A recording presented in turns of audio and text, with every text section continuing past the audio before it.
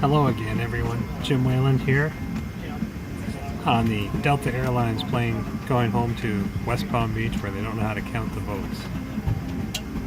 On this trip, I pedaled 2,235 miles, made it halfway to Alaska, but have to cancel the rest of the trip due to unforeseen circumstances. I had a great time. Met all kinds of cool people in the hood.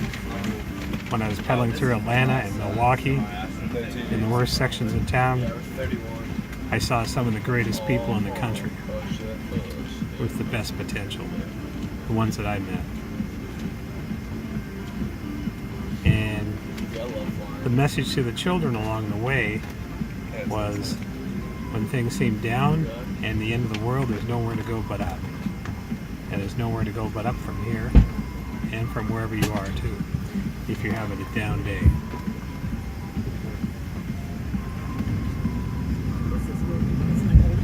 Minnesota's a beautiful state.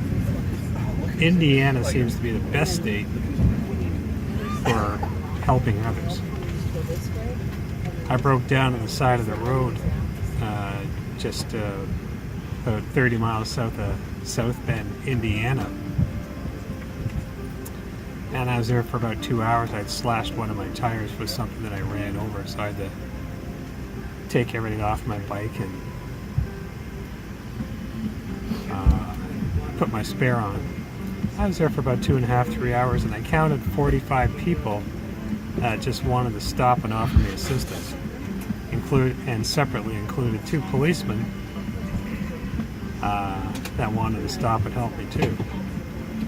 So I thought that was pretty good. Out of all the states that I've pedaled through about 35 different states on my bicycle over the course of the years. Indiana's got to be the best one.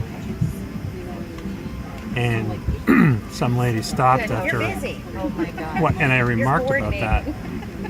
And she said, well, that's why we're the hosier state. I'm not sure where that term came from, but that's what they call, that's the slogan for that state.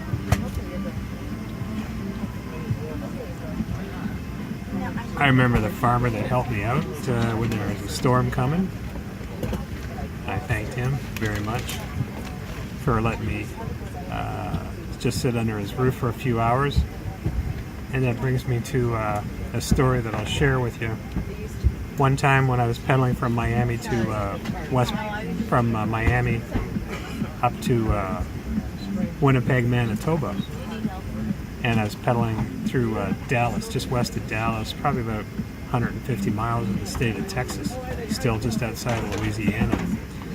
I was seeing the storm starting to form on the horizon, and it was just about to where I was going to be going.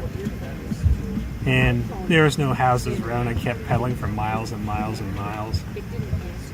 And all of a sudden there's this house came up in the middle of nowhere. And so in those areas of the country, it's customary for complete strangers to just go seek help if they're in trouble at a stranger's house. You know, this is even if you have the latest search and rescue equipment and all that kind of stuff, like I always carry. And I'll tell you about that in a minute. But so I sat underneath the guy's porch, probably for about 4.5 hours, and the storm wasn't letting up. So he came home, and it turns out he was a pastor. And what was interesting about it was, we talked for about 3 hours. He was, while we waited out the storm, his father was a pastor too, so his son was following in that father's footsteps. And what was interesting about the whole thing was how the house just appeared out of nowhere. So someone upstairs was looking after me, if you will. And that's something that I firmly believe in. So eventually, the guy, I guess, got fed up of just helping out the guy on the bicycle, or just talking to the guy on the bicycle, and he gave me a lift into town. Out of that 3,000-mile bicycle trip, I only pedaled. I didn't. There was only 22 miles that I never pedaled, and that was in that particular night. And that brings to another question. Some of you are wondering about some of the equipment that I carry with me on my bicycle trips. You know, when you're out in the middle of nowhere on a bicycle, and all you got is all you're on is a bicycle, and you're all by yourself.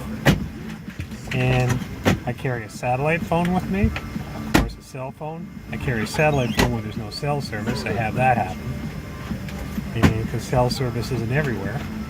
And then if that doesn't work, I carry a GPS search and rescue beacon. And if that fails, since I'm a private pilot, I know about the airplanes and the emergency frequency always. And the airplanes flying overhead, they always listen to the emergency frequency. So I carry a little walkie-talkie where I can talk to pilots if I need to as well. So if I'm stuck in the middle of nowhere. So you got 4 different things, and it's worth its weight in gold when you're in trouble. I only had to use the satellite phone once, and that wasn't because I was in trouble either.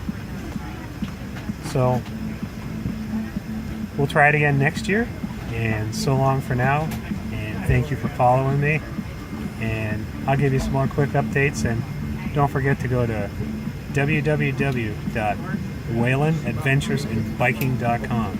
That's WHELAN adventuresinbiking.com. So long for now.